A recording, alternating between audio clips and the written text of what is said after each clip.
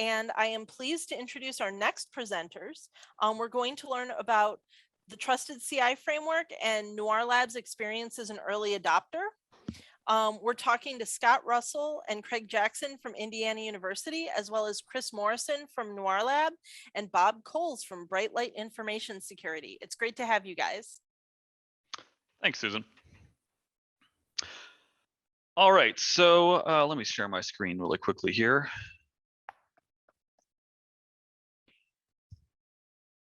All right, is everyone seeing my slides?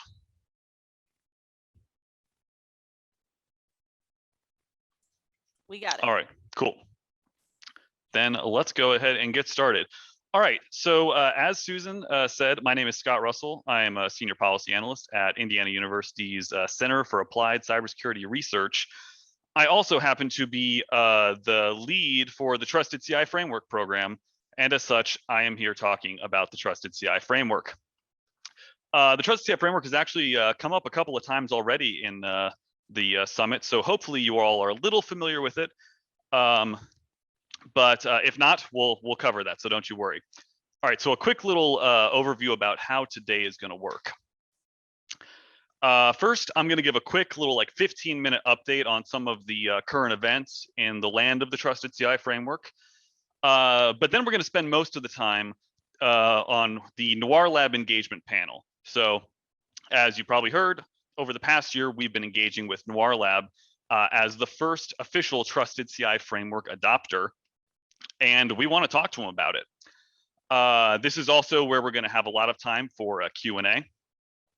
So talking a little bit about goals for today. I'm not going to, hide the ball or beat around the bush. We want more people to adopt the Trusted CI Framework.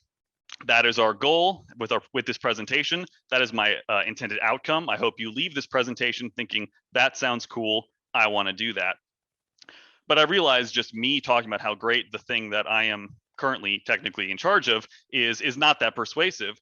So instead, we want to give you a peer perspective, and that's what NOIRLab is here to do. They are basically trapped on the witness stand. We got Chris Morrison here, and he has to answer all your questions. And so this is a fantastic opportunity for you to find out, what's really going on with this Trusted CI Framework thing. Is it worth it? We want to answer your questions. Hopefully, we're going to alleviate some of your concerns. And with that, let's get to it.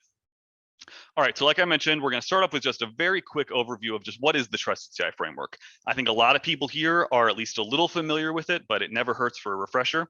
And maybe some of you will be hearing about it for the first time. Okay, so a quick little one-page slide of what is the Trusted CI Framework. It is a minimum standard for cybersecurity programs. I think that's kind of like the shortest sentence that makes sense to me about it. It establishes 16 clear and concise requirements for standing up a competent cybersecurity program. It's based on best practices and evidence of what works. We didn't just sit in a room somewhere and come up with it out of the genius of our intellects. This is very applied. This is as we'll talk about. This is based on our experience and our R&D out in the field, actually working with people. And it's also designed to be universal and timeless. We are obviously in a summit for NSF funded research. The Trusted CI Framework is not limited to NSF funded research. Anyone in the world who needs a cybersecurity program can use the Trusted CI Framework and should use the Trusted CI Framework. All right, so as I mentioned, it is focused on cybersecurity programmatics. You might think of it as like how you manage cybersecurity. And we have the 4 pillars that we always emphasize, which are mission alignment, governance, resources, and controls. And I'm noting down here at the bottom, this is not just another long list of technical requirements. I think a lot of frameworks can feel like just a long list of technical requirements. Our goal was very much not to give you that. Our goal was to give you something that is both doable, but also that addresses cybersecurity from that sort of mission-oriented business perspective. So I'm going to drop a couple of links in the chat since you probably can't click on my slides. If you are interested in just seeing, one second, what the 16 musts are, since this slide is not going to stay around for the whole time, you can go and click on that one pager. Also, if you're interested in getting access to some of our more generalized resources, you can click on the framework website itself. Okay, so as I mentioned, my goal here today is to get you all to be framework adopters. You're probably thinking, all right, look, there's a lot of frameworks out there. I hear the word framework like, 10 times a day. Why should I be using this one?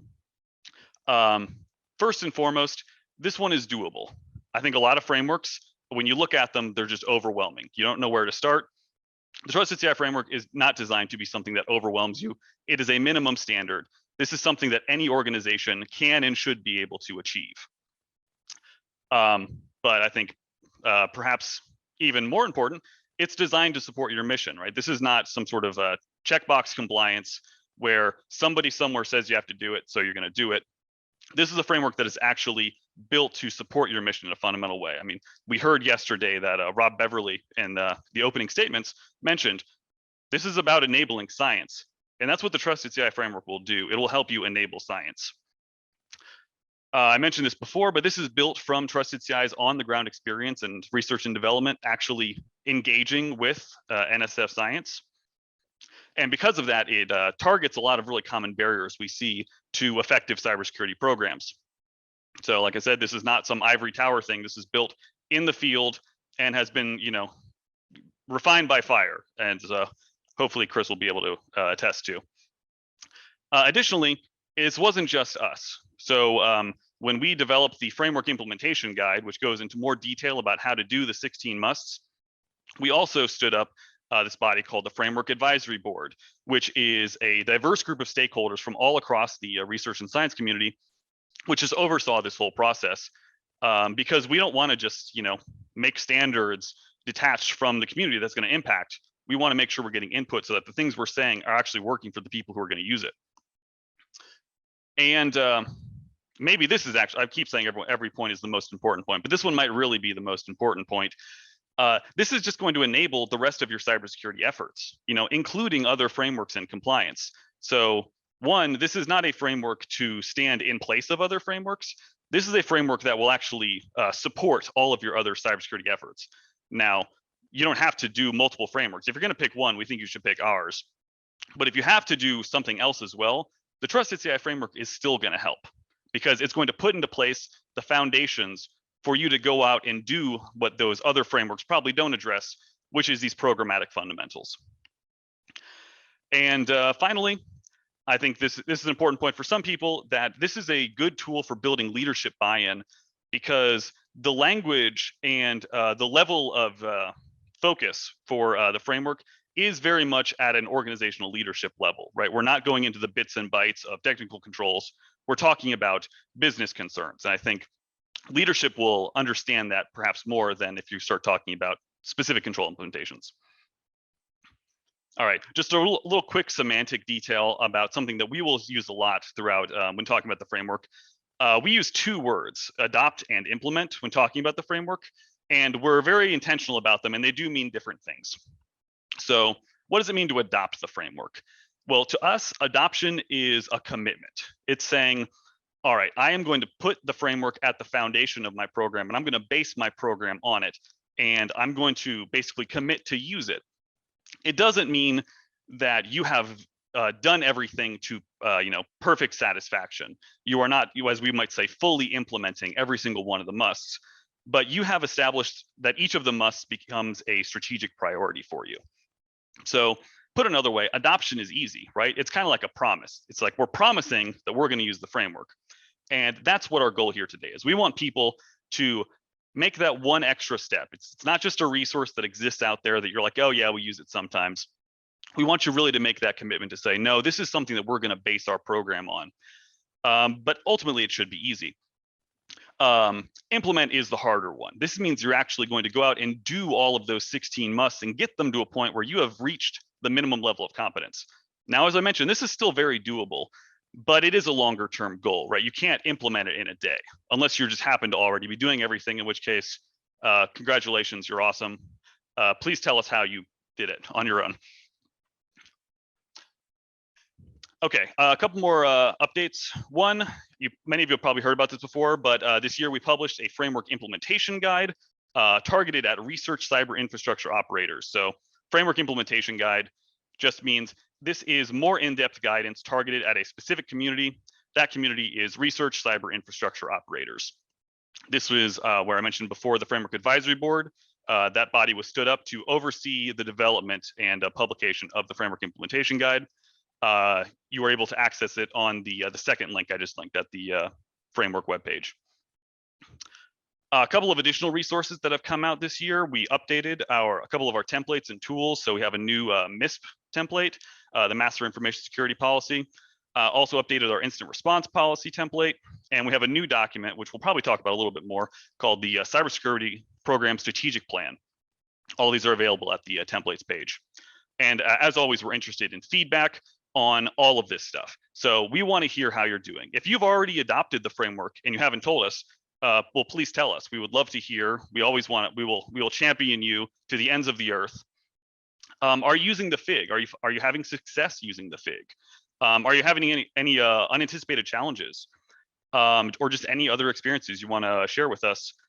Please tell us. We want to hear. Okay, so I'm going to very quickly talk a little bit about the NOIRLab engagement. This is obviously the central point of the panel, so I'm not going to spend a whole lot of time on it, but just to give you a little bit of the background. So in 2021, after the publication of the FIG, we started an engagement with NOIRLab as the first official Trusted CI Framework adopter. And this engagement was entirely focused on NOIRLab's Trusted CI Framework adoption implementation. So NOIRLab says, we want to implement the framework, and we say, great, we're going to help. About halfway through the year, we deliver an assessment report. And then in the second half of the year, we started doing something a little different than we have traditionally, which is we shifted to monthly workshops. And the goal here was to really help NOIRLab take action on some of the most critical recommendations we made in that report. Quickly, just some of the outcomes. You'll see we gave them implementation ratings for each must. We identified strengths and challenges for their cybersecurity program. And we also laid out some strategic priorities. I realize implementation ratings are probably something people haven't heard of. So this is a completely fictitious sample, just to give you an idea of what implementation ratings could look like, where you'll see we've got all 16 of the musts. And then across you'll see that there are different levels for each of the musts. The goal you want to get to is green. Green means you're implementing, you've reached that bare minimum level of competence. Not implementing would mean, okay, you haven't actually really done anything, not great. Developing is that in between where, all right, you've made some progress on it, but there's still some more work you have to do. And if you're into optimizing, that means you're awesome, and we'll give you a pat on the back. I mentioned before, this is what we're doing for the second half of the year. Let me keep a check on the time. All right, and now for looking forward into 2022, this is the last big point I want to touch on, the framework cohort. So this is building off of the success of the NOIRLab framework engagement. We want to expand how the successes of the NOIRLab engagement to a broader audience. So if you think about how Trusted CI typically engages, it's one-on-one. It'll be Trusted CI and NOIRLab. 6 months later, we have an outcome. That doesn't scale very well. So one of our goals is to try to scale to a larger audience while still being able to keep that sort of level of detail and fidelity that we get from some level of one-on-one interactions. So we're piloting a new approach, which we're calling the framework cohort. This is going to take place in the first half of 2022. It'll take place for 6 months. We're looking for a group of 4 to 6 facilities, and our goal is framework adoption and implementation. So some of the strengths of this over a traditional Trusted CI engagement, you get to learn from your fellow major facilities, right? You're not engaging with just us. There's other major facilities in the room who are going to be able to talk about their experiences, ways they've done things that maybe didn't work well. And so we create a little bit of a community of learning going on there. It will still allow for in-depth guidance, and it's also a lower time commitment than a traditional full assessment. All right, so the outcomes that we're looking at for the framework cohort. Number one, your organization will have formally adopted the framework. Like I said, that's my whole goal with this talk. We want framework adopters, and cohort members will be framework adopters. But in addition to that, one, you'll get a validated assessment of your cybersecurity program. So this is not going to be exactly the same as how it went with NOIRLab. This is actually going to be sort of more of a facilitated self-assessment where there'll be a bit of back and forth, but also the cohort members are going to be learning how to do the self-assessment so that looking forward, they could potentially do it on their own. And then, which will ultimately result in one of those scorecards you saw earlier, or something similar to it, giving you a sense of just where are we on all 16 of the musts. And then the other big outcome is the development of a strategic plan. I mentioned this earlier that we put out a strategic plan template. This strategic plan is designed to do a couple of big things, but mostly it connects cybersecurity to the mission. It defines a cybersecurity strategy, and it'll set out a timeline of milestones. So this is saying, okay, how do I actually go about implementing all of the things that I say I have to do? Because if you need to implement a bunch of different musts, you're not going to push all those rocks up the hill at the same time. You need to be strategic. You need to prioritize. The strategic plan is designed to do that for you. Okay, so I'm trying to get to the panel, so I'm talking a little fast. I apologize. We want applicants. We want people to adopt, and we want people in this cohort. So apply now. Let me. I'll drop this in the link as well. Also, if you have any questions, feel free to reach out to me or reach out to info@trustedci.org. And with that, I think I made it in exactly 15 minutes. I kept to my my guess. So with that, I want to shift gears and talk and go to the panel. All right, so hopefully now you're not just seeing me and my boring slides, you're actually getting to see all of the beautiful faces of my panelists as well. Someone ping me if that's not working. All right, so as I mentioned, the goal of this panel is really to give everyone in the audience a chance to learn more about the framework adoption and implementation process from the people who know it best, which, so we've got Craig Jackson and Bob Coles, who have been on basically the Trusted CI side of things, and also Chris Morrison, who has been on the receiving side of things. So to kick things off, I'm just gonna have everyone introduce themselves so you can stop listening to me talk. So let's go to Chris first. Can you give us a quick intro? Sure, thanks, Scott. I'm Chris Morrison. I'm the head of IT operations for NOIRLab. And my other role within this is I also look after cybersecurity. We have a pretty significant cybersecurity team. Previously, I was the IT manager for the Gemini Observatory, which is pretty much how we started the engagement with Trusted CI to start with. And yeah, I'm now moving, of course, into NOIRLab. Great, thanks, Chris. And just as a reminder, the Q&A is now officially open. So to all the audience members, if you have questions, feel free to start plugging them into the Q&A, and we'll get to them as quickly as we can. I'll pass the mic now to Craig. Hey, Craig Jackson. I'm a program director at Indiana University Center for Applied Cybersecurity Research. I've been a part of Trusted CI since it started. I'm one of the parents of the framework, along with Bob. And we've been in some way or another working on this since roughly 2014. A lot of parallel efforts working with the Large Facilities Office at NSF on major facility guide updates. And happy to be here. It's been amazing to see familiar faces, or not as familiar as I wish, but it's been a great event so far. So thanks for joining. Bob. So I'm Bob Coles. I've been a consultant to Trusted CI for about the past 5 or 6 years, and spent a large amount of that time working in some form or another on what eventually became the framework. Great, thank you all for being here. So just to kick things off, I mentioned up top, the goal of this is to let the audience hear from basically a peer, in addition to from Trusted CI, about the Trusted CI framework. Chris, you are serving as that peer. So could you talk a little bit about NOIRLab, your science mission, a little bit about cybersecurity at NOIRLab? Just give us a little bit of background. Sure. Yeah, no, it's an interesting organization, definitely. We're a new facility with a lot of history, which is obviously a little bit strange there, but I'll explain that. So a bit of the official statement on mission for NOIRLab. It's the US National Center for Ground-Based Nighttime Optical and Infrared Astronomy. NOIRLab is, the mission of NOIRLab is to enable breakthrough discoveries in astrophysics by developing and operating state-of-the-art ground-based observatories and providing data products and services for diverse and inclusive community. So that's the official statement, or part of the official statement.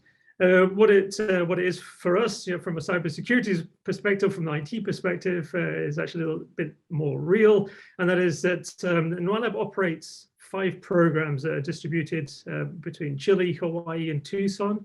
This is the Cerro Tololo Inter-American Observatory, the Community Science Data Center, the Gemini Observatory, the Kitt Peak National Observatory, and then once it goes into operations, also the Vera Rubin Observatory. This is important. Like I mentioned, we're a new facility with a lot of history, and from the list I just gave you, if any of you know programs like the Cerro Tololo Inter-American Observatory, you might know that the first observations were carried out in 1965. So there's a NOIRLab as such is not a new facility. With that in mind, with NOIRLab bringing all these programs together under a single leadership, or under a single roof, if you will, you can imagine the kind of interesting cybersecurity challenges that we're faced with setting something like this up. We have programs like Vera Rubin, like I just mentioned, that are still just being built, whereas you have Cerro Tololo that has a lot of history, and then you have everything else in between. So clearly, there's a balance, or there's a whole sorts of different levels of cybersecurity that's either been implemented, has either been in place for a long time, has not yet been implemented. So I think probably the biggest challenge going into setting up NOIRLab and setting up any kind of cybersecurity program for NOIRLab is trying to find that space, or for us was trying to find that space in between. Where do we draw that line? Where do we say, okay, this is what we really want to do? And coming from Gemini, from the Gemini Observatory, and having developed a cybersecurity program there, of course, we had a good understanding of what we need to do generally from a general cybersecurity program perspective. But not necessarily clear about how we should do this and make sure it's mission aligned, like Scott was mentioning. So yeah, right from the start, we recognized a lot of challenges that were coming our way, and we were aware about the trusted CI framework. We had actually somebody from our organization was part of the team there that Scott mentioned. So we were kind of looking forward to this being developed and hoped it would line up, and it thankfully it did, and we're there at the right time, right place to be able to participate. Fantastic, thank you. So probably one or two more questions directed at Chris before I open up to some of the other panelists. Chris, could you give us just like a quick narrative of the lead up to the engagement? So why you chose to be an early adopter, and a little bit about what the experience has been like dealing with us, basically. Sure. Yeah, like I said, when we're bringing all these different programs together and all these different ideas from these different programs about cybersecurity, it was clear to us it was going to be complicated. So, like I said, having trusted CI there, and we knew that the framework was coming along. We were kind of like nudging all the way from the start. Can we get going on this? We whatever happens, we're in. We want to do the framework. It was going to be a lot of work for us doing it in-house because we have a lot of other work. We don't have a dedicated cybersecurity team. We have a lot of cybersecurity people. We actually have 4 CISSPs in our organization, which is wonderful. But they're not dedicated to cybersecurity. They're actually dedicated to IT. They report to me. I'm the head of IT for all of NOIRLab, and all of the cybersecurity people point to me or report to me. And because of NOIRLab setting us all up, we have all these different projects that we had to align all the technology on. We want to make NOIRLab a single program that operates all these different facilities. So we've had all these technology projects of setting up. And we could already start to tell you there's going to be less and less time available for cybersecurity, and we need to make that time for it. So we knew that trusted CI was going to be the way for us. We'd engaged with Trusted CI previously with Gemini Observatory, and when we were building out the cybersecurity program there, and it was wonderful for us. I presented on this a few years ago about how we enjoyed on the interaction with Trusted CI, because it allowed us to really prioritize all the work that we had or needed to do to build the cybersecurity program. And we were able to present it in such a way to senior management that they could actually understand, okay, how much is this really going to cost us? What's involved? What resources do we need to develop this program? So we already had this in the back of our mind, or I definitely did. And like I said, I was really looking forward to be able to adopt and implement the framework. From the experience, it's always interesting, and I'd said this before as well about the Gemini assessment, and the same thing was true for the NOIRLab assessment. Is that it's always interesting because you really have to open the doors and you have to say, look, we just need to know how bad things are, right? When everybody loves to hear, oh, it's fantastic, we're doing everything correctly, and we're all. I assume, I imagine, there's very few organizations that are doing absolutely everything perfectly, and I think it's sometimes you really have to say, okay, I'll accept the criticism. This isn't about doing it good or bad. It's about understanding where you are right now, and that for us was always interesting. It was very interesting this time around. The report that we got back from Trusted CI on the initial assessment was fantastic. It was great seeing it, like the example just showed there, to really help us understand where we need to focus our efforts. Also, because of the alignment, I'd been working with senior management already. And so it was actually relatively easy to get senior management involved in the process. And we're actually, during the assessment, we were able to get the deputy director involved, and my boss, the director of Center Operations Services as well, also involved. And we were able to get a lot of staff from throughout the organization, from all over involved. And they actually came to me afterwards and said they were really happy to be involved in a cybersecurity assessment. It was something very new for them, and they really enjoyed it. So. Great, thanks. All right, so I see that we've got some audience questions trickling in, and I'm going to get to those. One more question to Chris, just to kind of close out the most immediate NOIRLab engagement experience. Can you talk a little bit about kind of like significant outcomes that you've seen based off using the Trusted CI framework so far? These can be good, these can be bad, they can be neutral. Have you seen any outcomes? Are you anticipating future outcomes? Stuff like that. Yes, definitely. I mean, we're looking. The biggest outcome is that we now have a path forward. That's the main thing, right? So we understand that we through Trusted implementing the framework, understanding where we stand on the musts, on the must-haves for our cybersecurity program, allows us to develop this way forward. We already revamped our master policy. We had to rewrite that, which was a great understanding as well of some of the things where we just simply didn't necessarily do it wrong. We misstepped, and the way things were written out, they were maybe just like awkward for our staff to understand, and kind of put the cybersecurity in this kind of, oh, that's just cybersecurity. It's something that happens that IT does and nobody else understands, to something that somebody could pick up this document and read and understand, okay, oh, this is what we're talking about with cybersecurity, and it's not this long, convoluted, complicated document. That's one thing. And the next part is, just the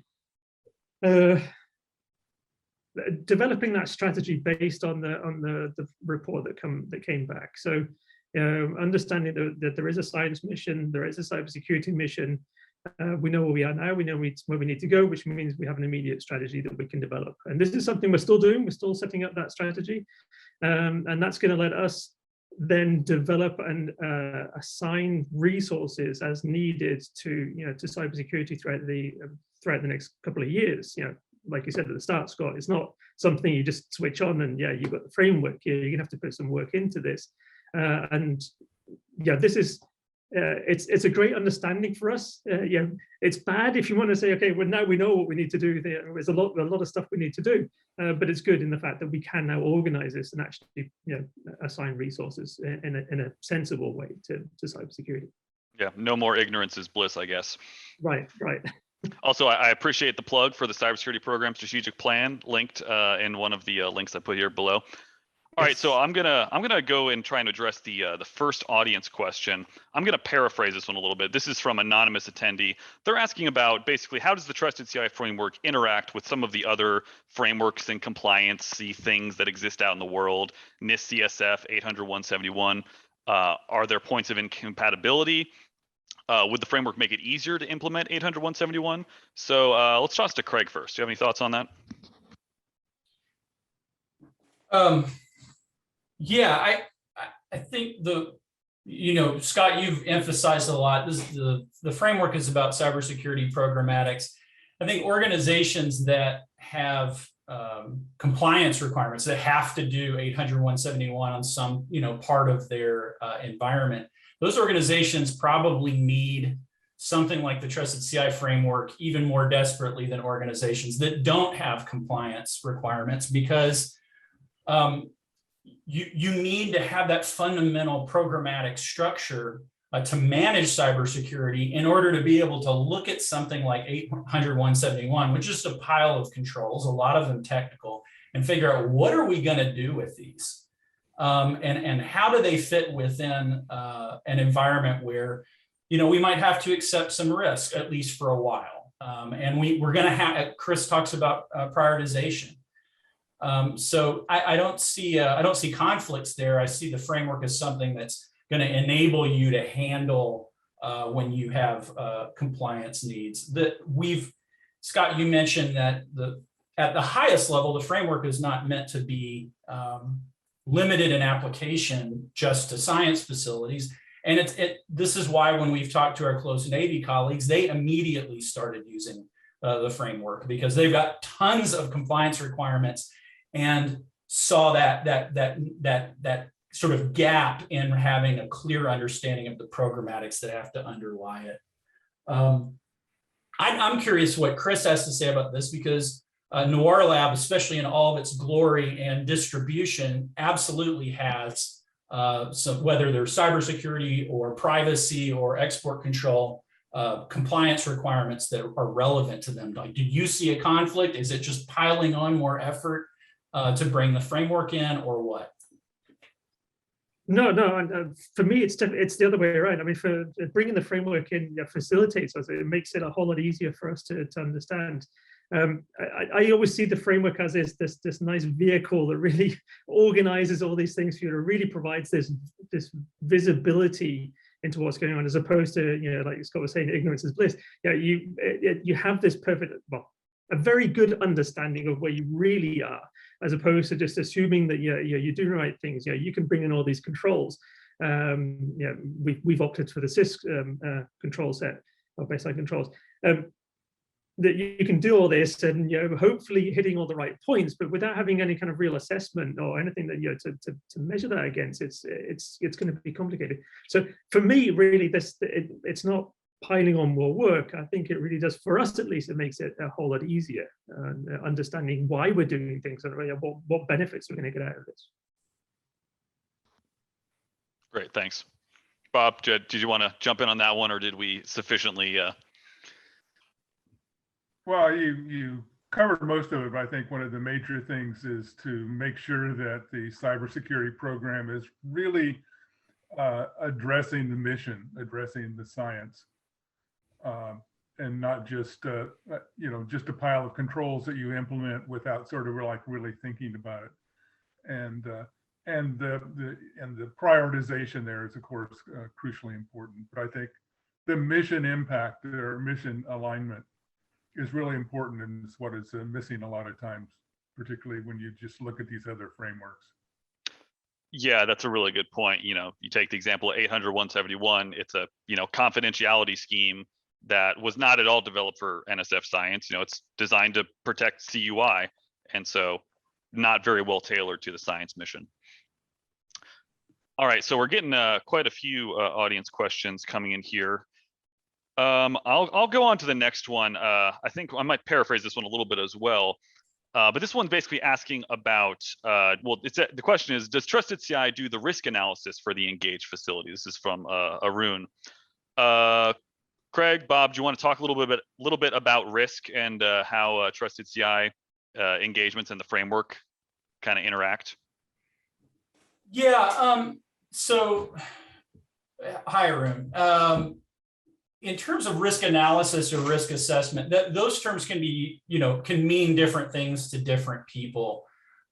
With our recent engagement with NOIRLab, we're really looking at, in a sense, it's a gap analysis of where NOIRLab is in its state of transition in terms of implementing those 16 musts. The way the Trusted CI framework thinks about risk, and certainly the word risk comes up in some of the musts and all, is really fundamentally around not so much sort of trying to quantify risk in some way, but make sure that the organization has a way to talk about risk so that the cybersecurity people and the people who make like budget decisions are having the conversations that need to happen, not just to like squash down every possible cyber risk, but to figure out how much cybersecurity do we need and how much is enough, or how much is enough for now. I mean, the biggest, we talk about risk acceptance, the biggest risk acceptance decision, probably the most common, is not looking at a heat map and deciding, well, here's our cutoff, or we got to get rid of all the red. It's deciding, okay, Chris, we'd love to implement two-factor on the satellites or something, but we can't this year. That's because we don't have the budget. Let's talk about it the next funding cycle. I realize you maybe don't have satellites. Maybe you do. Anyway, ground-based. But that's really how risk is conceived there. I think certainly Trusted CI has done things that look more like traditional risk analysis in some of our engagements, but that's not really the focus here. Yeah, Bob, anything you want to add to that? So yeah, the focus really is about, are there any risks out there that you haven't either accepted or dealt with in some way, that you sort of have a plan where you recognize what your risks are, and that you maybe have put some off or said, okay, we can deal with that later, but at least you recognize it, and in that sense you've accepted it for a limited amount of time, that it's something that you figure, okay, I'm willing to bet that bad thing won't happen in the next 2 or 3 years, and we'll work on this other stuff over here. Yep. Chris, do you have any thoughts on this topic? Like, how are you thinking about risk now? Has it changed at all based off of your engagement? Yeah, I'm definitely from the conversations we've had. Yes, absolutely. The way we want to bring this information up to senior management is an important thing as well. You're understanding how we're going to deal with risks is important. It was something that we always, of course, had on our radar as being, looking at cybersecurity. It's pretty much where things start, right? But I think through the framework, we now have this clarity of what we want to do and how we want to implement it. So I think it's, as with everything else we've done so far with Trusted CI in the framework, it really just has facilitated and make sure that we know what's going on, senior management knows what's going on. It's not hidden away anymore. It's not something that's, okay, we can kind of get away with this, or this is, we'll get around to this. Now, this is making it visible, and that's an important part of a lot of the framework. A lot of what we see as a framework is making a lot of this visible, especially to senior management and those making decisions on budget.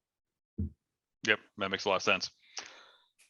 All right, I think I'll actually take the next question because it should be pretty quick. Anonymous attendee asked, what type of time, budget, personnel should we plan on dedicating if we want to engage with Trusted CI on a framework assessment?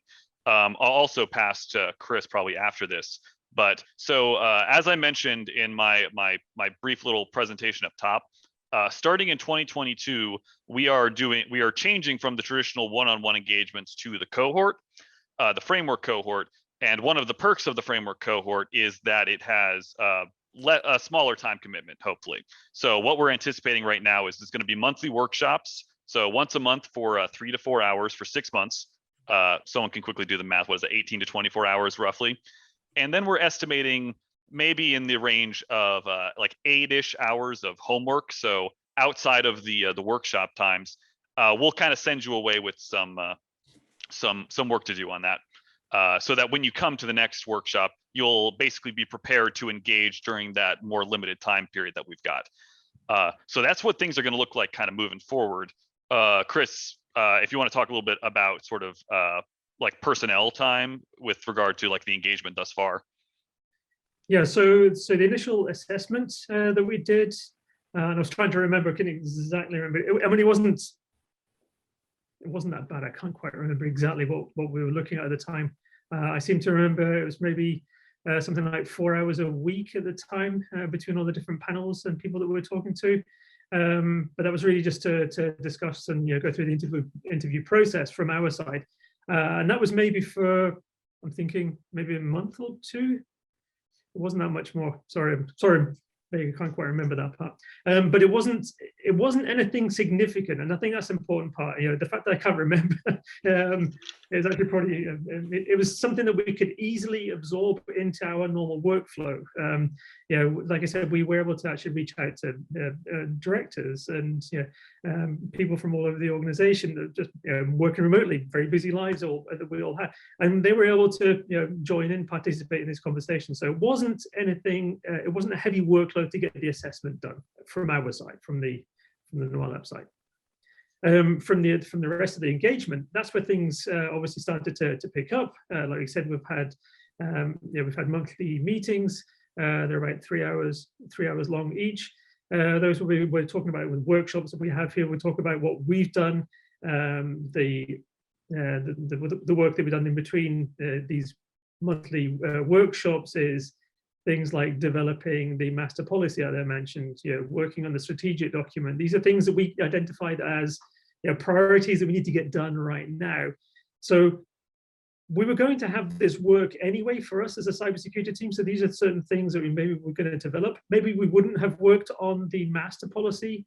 We definitely wouldn't have worked, I don't think, at least not in so much detail, on the strategic plan. But we would have had other things to do in cybersecurity, and we wouldn't have been doing it in a way that was focused.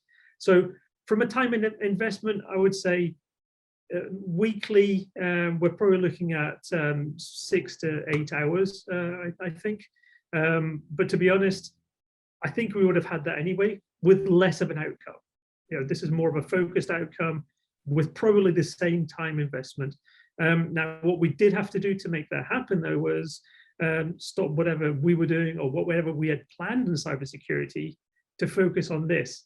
But it made a lot of sense to do that for us because we were getting a whole lot more out of working on the engagement and working on the documents, working on the must-haves, preparing for the workshops than if we had just kept going in whatever we were doing in cybersecurity. So this was time for us, well invested.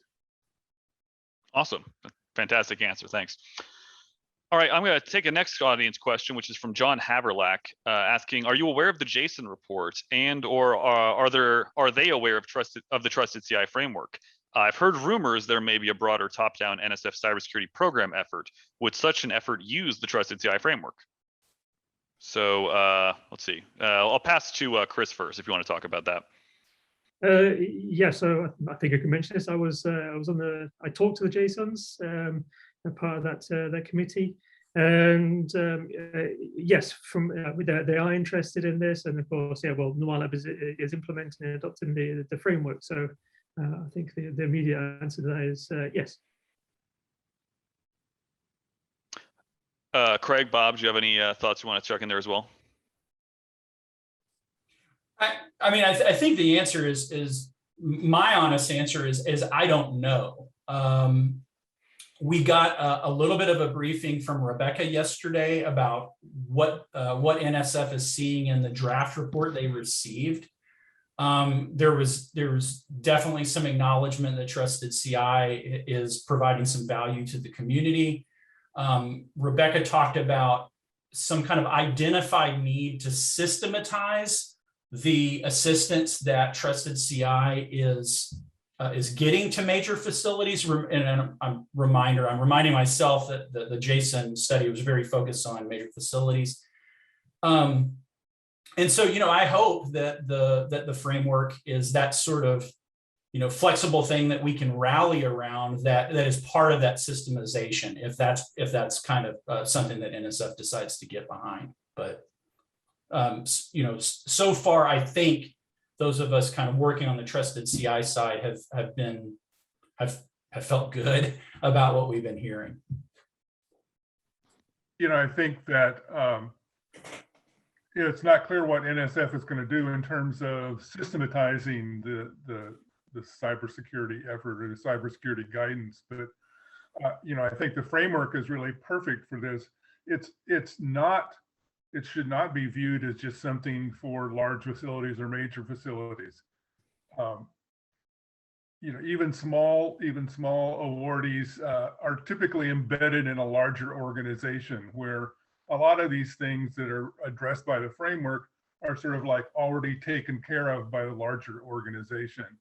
So you just need to go through and figure out, okay, well, maybe the organization that I'm embedded in isn't worried about my particular science data, so I need to do some effort to back that up, or to make sure that I have some resilience in terms of ransomware or something like that maybe isn't taken care of by the larger organization. So the framework can help you go through and figure out where those things are that are missing, or maybe different for your project than for the larger organization, and so where there are gaps that you need to fill in. But it doesn't necessarily mean that you have to implement the whole framework yourself. A lot of that can already be taken care of by the larger organization. So it's not just for major facilities. Yeah, that's a really good point. Thanks, Bob. All right, so before I move on to the next question, I'm just going to put out a 10-minute warning, or I guess 9-minute warning now. We got 9 minutes left of the panel, so anyone else with questions you want to ask to Chris, Craig, or Bob, get them in, because we can definitely do some talking, and we might not get to it if we start at it too late. All right, so my next question I'm going to direct first to Chris, but then I'll be interested in Bob and Craig, your reactions to it as well. I mean, one of the things we emphasize in the framework is that cybersecurity costs money. And it's something that a lot of other frameworks tend to kind of ignore. They say, well, just do all these things, money will happen or something. And we say, no, you actually have to budget for these types of things. Can you talk a little bit, and you already have talked a little bit about this, but I'd be interested to hear you talk a little bit more about how you think about using the framework with regard to cybersecurity's cost overall. Sure, yeah. So I mentioned this before, that when we were at Gemini, we went through this assessment, and through this assessment, we developed a project program for cybersecurity. This allowed us to generate that visibility for senior management, and allowed us to get some budget for cybersecurity. So the framework is that entire process, but in a much more detailed and much more focused as well. So yes, cybersecurity costs money, and it's but not always our senior management or the budget the budget holders are really aware of what that really means. How much does cybersecurity cost? How can you possibly put a number on that? What are we talking about with people? What are we talking about with equipment? What are we talking about with whatever's required for cybersecurity? The framework generates, like I've been saying, this clear picture. Having that assessment, even having a self-assessment, based on what you're describing here, gives you that visibility and allows you to build your program and take that to senior management and say, look, if we want to do something, that we need to focus on these points. Doing that is going to cost us this much, and you can actually start to really see the numbers appear. You're going to take this much time to do something, or you're going to have to implement some technical controls. So it starts to become a little bit more visible and a little bit more understanding. And I think for senior management, it's great to have this yardstick to measure things against, providing a real opportunity to build the budget based on true descriptive goals that are all geared towards a cybersecurity program. So this is a great way to make that visible. Great, thanks. Craig, Bob, do you have anything you want to add to that?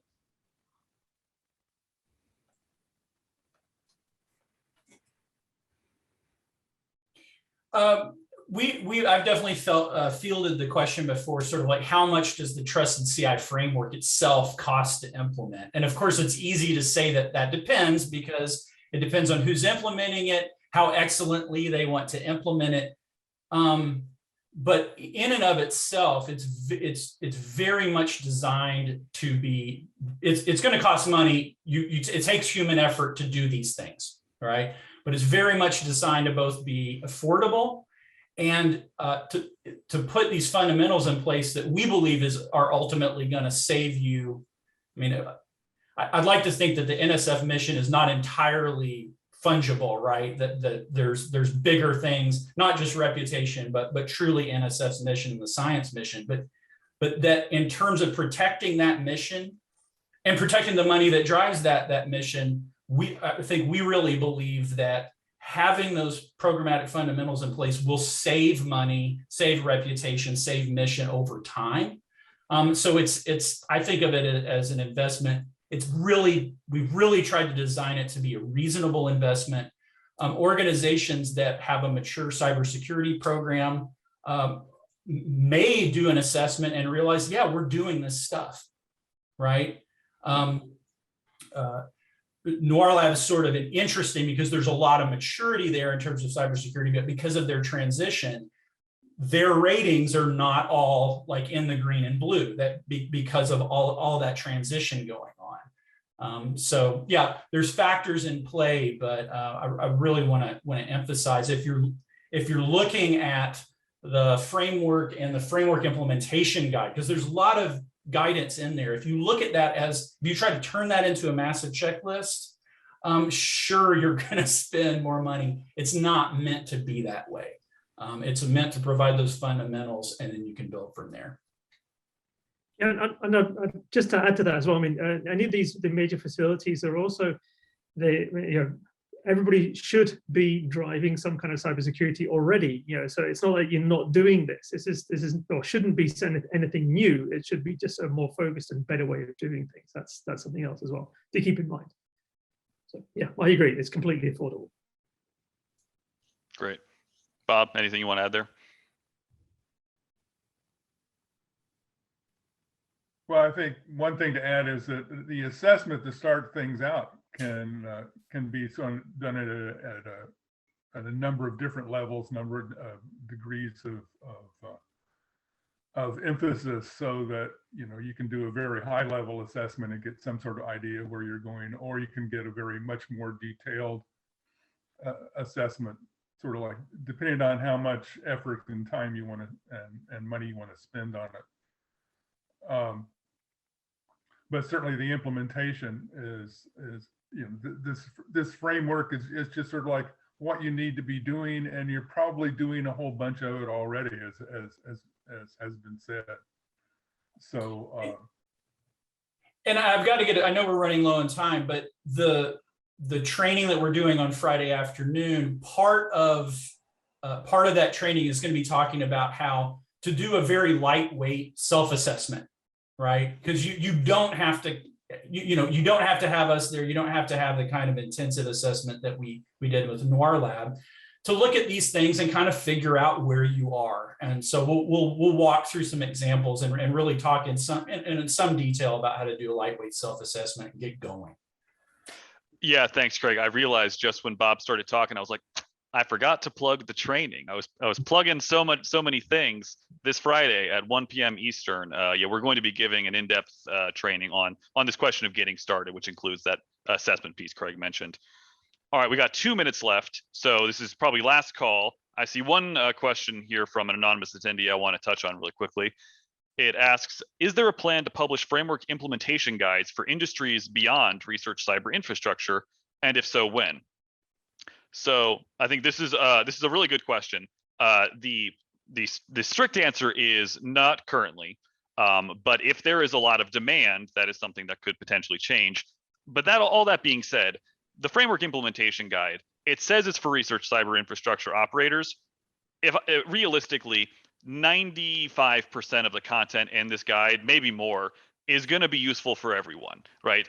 I mean, there are obviously things that are specific to science. I mean, 95 maybe is too high. I don't have a number, but the point is, this document should be useful for pretty much anyone, or the majority of the document will be useful for pretty much anyone who has to be implementing a cybersecurity program and is trying to use the Trusted CI framework. So we would say if you're sitting back and you're waiting, saying, "Oh, I'll wait until I get a framework implementation guide that's specific to me," I would say that's not the right path to go down. Pick up the FIG and really start using it, because you're going to get a lot of value out of it.